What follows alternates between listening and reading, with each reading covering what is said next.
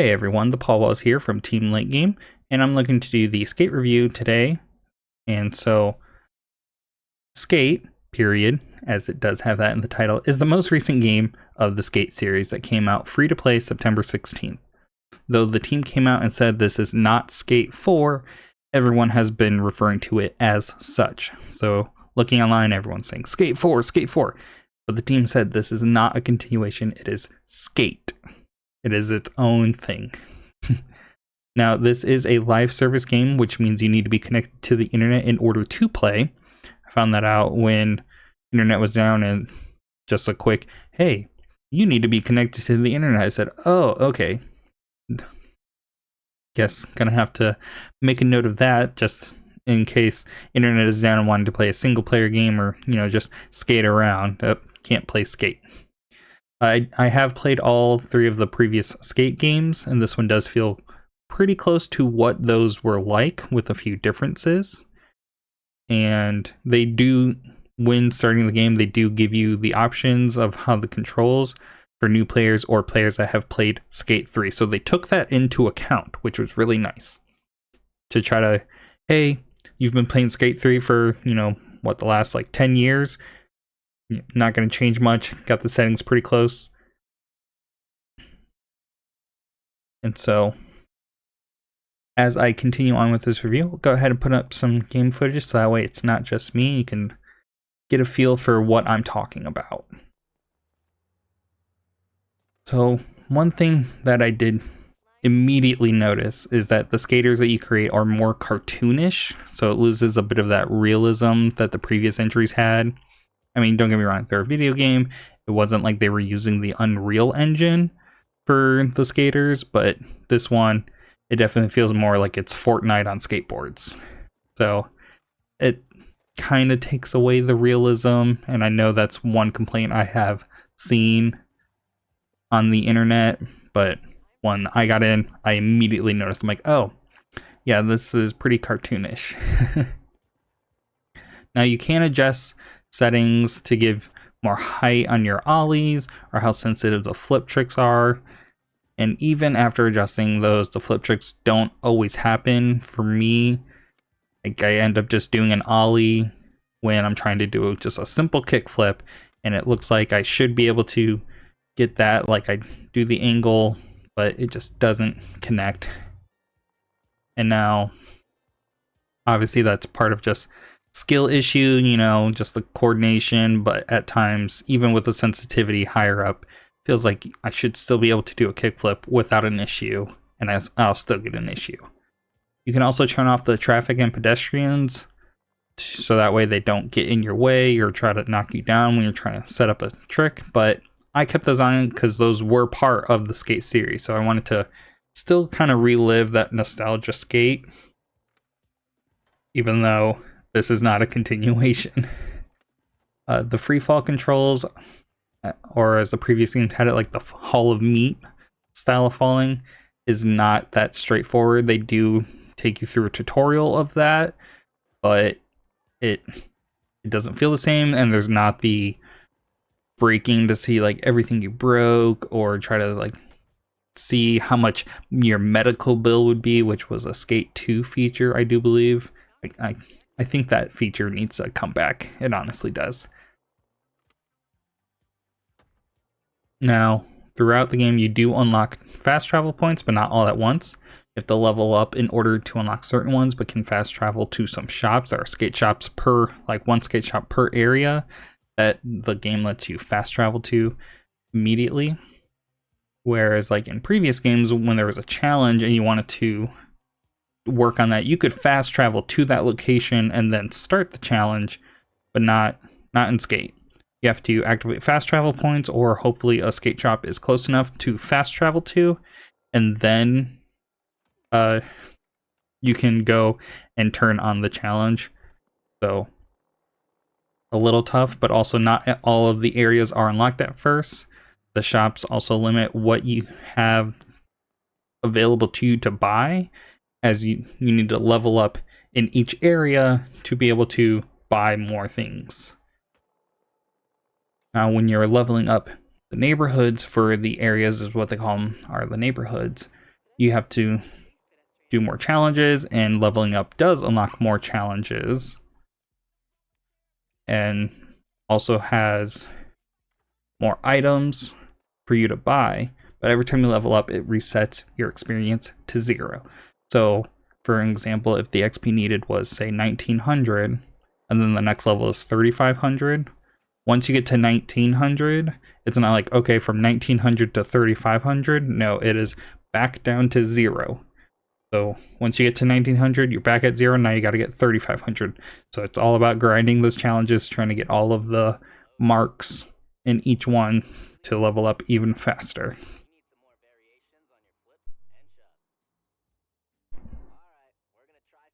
They did add climbing into this one. So once you get off your board, you can just hold A or X, depending on Xbox or PlayStation controls that you're using. And you can just start climbing up the walls. There are certain limitations where if the wall is flat, you're not just going to start climbing it. Like, there actually need to be little ledges or something for you to grab on in order to climb. And one really nice addition is the ability to hold the flip tricks longer than before. So at what I can recall from Skate 3, the biggest kickflip was a quad kickflip or heel flip. After that, like, the game just wouldn't let you keep going. They do have a setting to turn it off, but you obviously want to leave it on, because doing a quintuple, hextuple, octuple kickflip is a lot cooler than just doing 4 and stopping when there's still so much air to be doing your trick on. If you go, I think it's after 9 flips, it just turns it into an endless flip, or like endless kick flip. You can also still hold the laser flips and tray flips, or 360 flips. Little skateboard lingo there, tray flip. And bailing also now counts towards your next combo. So if you bail, it'll say like hard slam, but it'll actually have a multiplier going and some points that you can start working on your next line. Whereas obviously in the previous ones, you bail, the bailing is its own thing, stops, and then you start your next line at 0, no multiplier. This one, you can have a 1.5 times multiplier from slamming down too hard, and then immediately start hitting your next line with a 1.5 multiplier. The game adds an AI named V that gives you helpful hints as well as little quips about what you're doing. This includes standing still, running on your feet, bailing, or even tumbling around. When I very first played, I was rolling around, and V made a comment about joining the local gymnastics team or running around on your feet. She said, feet, the original form of transportation, because obviously this is a skateboarding game. And you can see some of the climbing going on right now. Really nice addition. So not having to try to do a crazy glitch to launch yourself in the air to get to a higher spot. You can just climb and get there. The challenges so far have been doing like skate lines, where it gives you bearings to collect and doing certain tricks at certain points, as well as just giving you an area saying, hey, do 7 pop shove-its and 360 spins, as well as hitting a certain score limit. And that's all within a time limit. There are stunt challenges for like flying through the air, doing like the Hall of Meat falling stuff, where it says like spread eagle into a trash can or torpedo into the water. All different types of things. And they do refresh the challenges, so that way you can keep working on it. It's not like once you do one, then you can't ever do it again. They'll refresh daily. They do have daily and weekly tasks added, so that way, other than just the challenges, you can earn little XP or points for more shopping.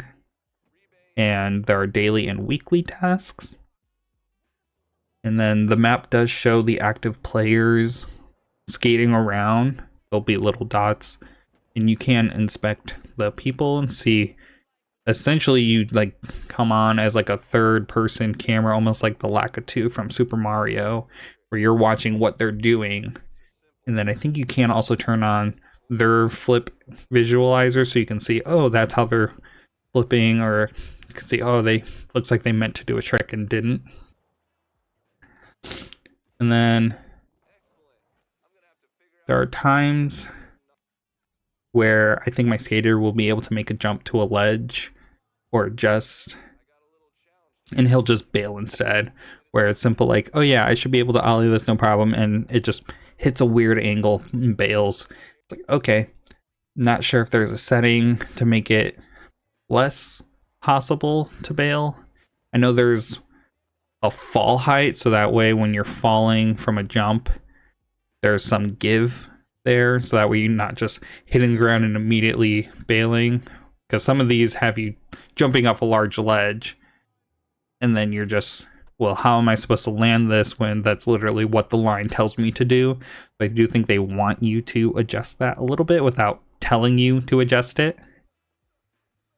I have run into my fair share of bugs playing the game, but honestly, most of the bugs I've seen were like TikTok ones.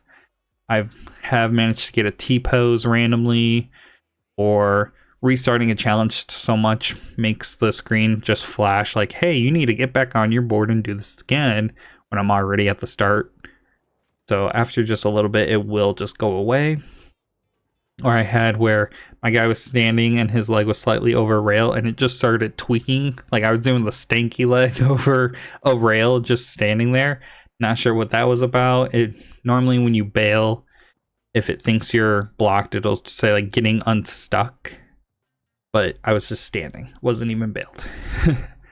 So not exactly sure how the hitboxes determine that, but that was just a funny little bug I saw. And so like this game may not be a continuation of the Skate series, but it definitely scratches that itch for a good skateboarding game, or everyone tired of playing Skate 3 for the last 10 years, although I'm pretty sure they've played Skate and I have just immediately gone back to Skate 3 just because the nostalgia, like pure nostalgia. But after the Tony Hawk Pro Skater 3 plus 4 was a little bit of a letdown, which I will touch on more on that on a different review, this definitely hits the mark of that skate feel and also being able to control more than just like pressing X to do a kickflip. Like you are doing the kickflip, which was really nice.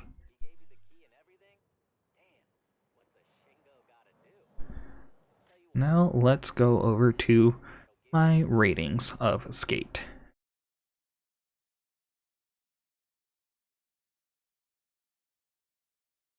So gameplay, I give this a 7 out of 10, as the controls do feel off at times and the running and climbing isn't always consistent, but still love the flick it controls for doing any of the skateboarding tricks like I just mentioned. You're not just pressing X, you're controlling the flick. Story, there is a tiny bit of the story where it's just like teaching you how to play, as well as like, this is how we did it in the old days, like you're learning from the best.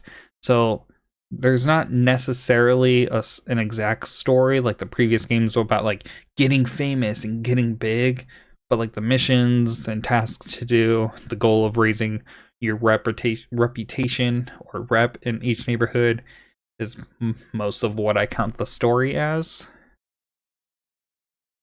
Graphics, 7 out of 10. They did recently give out an update to try to give it that more Skate 3 feel, but it didn't exactly hit the mark.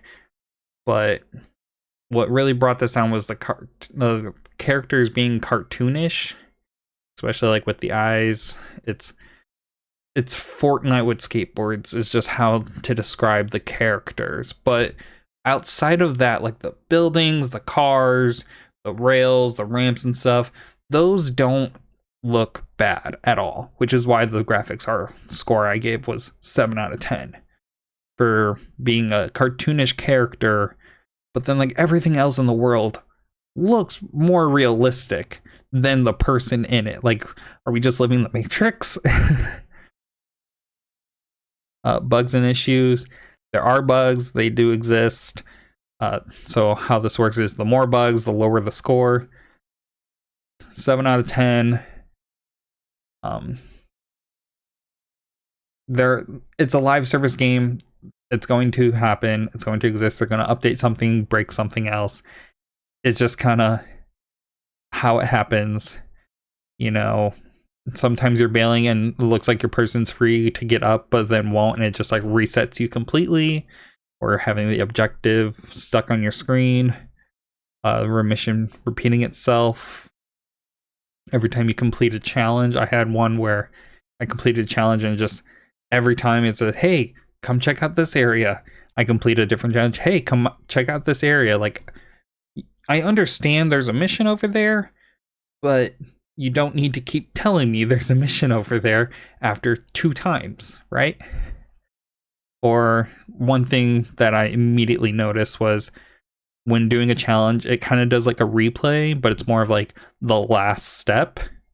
So sometimes you can complete a line and then just do like a power slide, and when it goes to show the replay, it just shows the power slide.